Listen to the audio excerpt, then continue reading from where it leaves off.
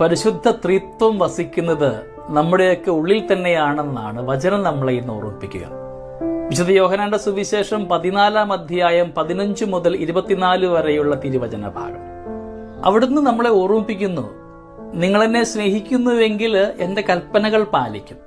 ഞാൻ പിതാവിനോട് അപേക്ഷിക്കുകയും എന്നേക്കും നിങ്ങളോടുകൂടെ ആയിരിക്കുവാൻ മറ്റൊരു സഹായകനെ നിങ്ങൾക്ക് തരികയും ചെയ്യും.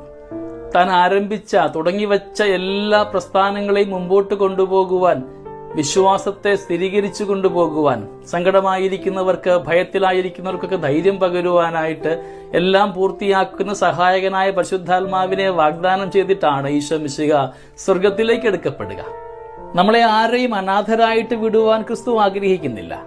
നമ്മുടെ കൂടെ എന്നും സഹായകനായി എല്ലാം പൂർത്തിയാക്കുന്ന ആ സഹായകനായ പരിശുദ്ധാത്മാവിന്റെ നിറവ് നമ്മുടെ കൂടെ ഉണ്ടെന്ന് തിരിച്ചറിയുവാനായിട്ട് നമുക്ക് പരിശ്രമിക്കാം. സ്നേഹമുള്ളവരെ, ദൈവത്തിന്റെ വാഗ്ദാനമാണ് പരിശുദ്ധാത്മാവ്. നമ്മുടെ കൂടെ ഇന്നും വസിക്കുന്ന ആത്മാവിനെ നമുക്ക് പലപ്പോഴും തിരിച്ചറിയുവാനായിട്ട് പരാജയപ്പെട്ടു പോകുന്നുണ്ട്. കൂടെയുള്ള ആത്മാവിനെ തിരിച്ചറിയുവാനായിട്ട് നാം ചെയ്യേണ്ടത് ദൈവത്തിന്റെ കൽപ്പനകൾ പാലിക്കുകയും അവനെ അനുസരിക്കുകയും ചെയ്യുക എന്നുള്ളതാണ്. നമ്മുടെയൊക്കെ ദൈനംദിന ജീവിതത്തിൽ ഒരുപാട് സങ്കടങ്ങളും അസ്വാരസ്യങ്ങളും ഒക്കെ ഉണ്ടാകുമ്പോൾ ഓർത്തുകൊള്ളുക, നമ്മുടെ ജീവിതത്തിൽ സഹായകനായ പരിശുദ്ധാത്മാവിന്റെ സഹായം നാം അപേക്ഷിച്ചിട്ടുണ്ടോ ഇല്ലയോ എന്ന്. ജീവിതത്തിൽ എന്തെങ്കിലുമൊക്കെ ഇന്ന് പാതി വഴിയിൽ മുടങ്ങിക്കിടക്കുകയാണെങ്കിൽ ഓർത്തുകൊള്ളുക, എല്ലാം പൂർത്തിയാക്കുന്ന സഹായകനായ പരിശുദ്ധാത്മാവിനെ നീ വിളിച്ചിട്ടുണ്ടാവുകയില്ല.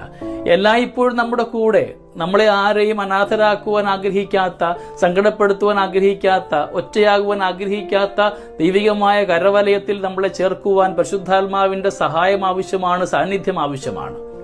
സ്നേഹമുള്ളവരെ, നമ്മുടെയൊക്കെ അനുദിന ജീവിതത്തിൽ പരിശുദ്ധാത്മാവിന്റെ സാന്നിധ്യം അനുഭവിക്കുവാനായിട്ട് നമ്മളെ യോഗ്യരാക്കണമെന്ന് പ്രാർത്ഥിക്കണം. എല്ലാം പൂർത്തിയാക്കുന്ന പരിശുദ്ധാത്മാവായ ദൈവമേ, എന്റെ ജീവിത സമസ്യയിലേക്കൊക്കെ നിന്റെ സാന്നിധ്യം ഉണ്ടാകണമെന്ന് ഞങ്ങൾ ഒന്നുചേർന്ന് പ്രാർത്ഥിക്കുന്നു. ജീവിത ഉത്തരവാദിത്തങ്ങളിൽ, സങ്കടങ്ങളിൽ, ബലഹീനതയിലൊക്കെ ഞങ്ങൾ നിസ്സഹായരായിട്ട് പോകുമ്പോൾ സഹായകനായി നീ കൂടെ ഉണ്ടാവണമേ. ത്രിത്വിക മഹിമ നമ്മുടെ കൂടെ വസിക്കുന്നത് തിരിച്ചറിഞ്ഞു കൊണ്ടുപോകുവാൻ നമുക്ക് ഈ ദിനത്തെ മാറ്റിവെക്കാം. ദൈവം നമ്മളെല്ലാവരെയും സമൃദ്ധമായിട്ട് അനുഗ്രഹിക്കട്ടെ. നമ്മുടെ കർത്താവ് ഈശോ മിശിഹായുടെ കൃപയും പിതാവായ ദൈവത്തിന്റെ സ്നേഹവും പരിശുദ്ധാത്മാവിന്റെ സഹവാസവും നമ്മളെല്ലാവരോടും കൂടെ ഉണ്ടായിരിക്കട്ടെ, ഇപ്പോഴും എപ്പോഴും എന്നേക്കും. ആമേൻ.